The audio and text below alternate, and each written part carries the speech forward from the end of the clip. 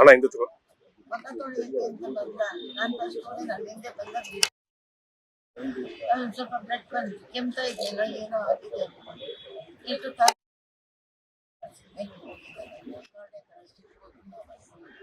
ಈಗ 4-5 ತಿಂಗಳಿಂದ ಶುಗರ್ ಇತ್ತು, ವೀಕ್ ಆಗಿಲ್ಲ, ಟ್ರೀಟ್ಮೆಂಟ್ ಕೊಡಿಸ್ತಾ ಏನೇ ಆಗಲಿ ಅಷ್ಟು ಕರೆಕ್ಟಾಗಿ ಆಗೋದಿಲ್ಲ. ಈಗ ಅವ್ರು ಚಿಕ್ಕಮ್ಮ ಅಂತೆ, ಸೊ ನೀವು ಸಾಕ್ತಿದ್ರಿ ಅಂತ ಕೇಳ್ಪಟ್ವಿ. ಮಕ್ಕಳು ಇವರಲ್ಲ.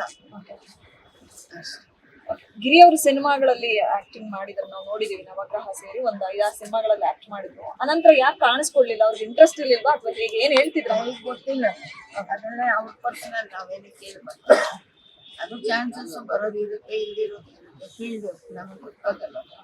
ಈಗ ಸಿನಿಮಾಗಳಲ್ಲಿ ನಿಮ್ ಮಗನ್ ನೋಡಿದಾಗ ನಿಮ್ಗೆ ಎಷ್ಟು ಖುಷಿ ಕೊಡುತ್ತೆ ಅನ್ನೋದು? ಈಗ ಭಾವನೂ ನೋಡಿದೀವಲ್ವಾ, ಎಷ್ಟು ಸುಖ ಇದೆ ಅನ್ನೋದು ನಮಗೆ ಗೊತ್ತು. ಅದನ್ನ ಖುಷಿನೂ ಇಲ್ಲ, ಅದರಿಂದ ನೋವು ಇಲ್ಲ ಅಷ್ಟೇ. ಏನ್ ಮಾತಾಡಿದ್ರು ಮೇಡಮ್ ಕೊನೆಯದಾಗಿ? ಏನಿಲ್ಲ, ಅವ್ನು ಜಾಸ್ತಿ ಮಾತಾಡಲ್ಲ, ಸೈಲೆಂಟ್ ಪರ್ಸನ್. ಏನಾದ್ರೂ ಜೋಕ್ಸ್ ಹೇಳ್ಬೇಕಾದ್ರೆ ಹೇಳ್ತಿದ್ದ ಅಷ್ಟೇ, ಇನ್ನೇನಿಲ್ಲ.